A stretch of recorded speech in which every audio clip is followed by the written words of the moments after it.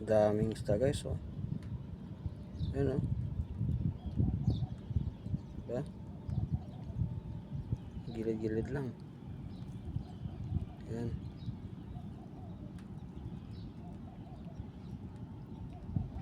Ganda ng panahon ngayon guys.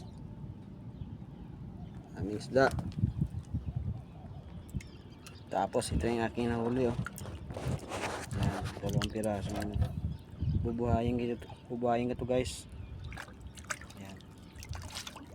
Bibigay ko to sa aking ninong at ninang. Ayan. Masarap to i-steam, diba? Oh, buhay na buhay, oh. Sarap to. Kanuping yata to, tsaka Paskar. Ayan, oh. Diba? Wow.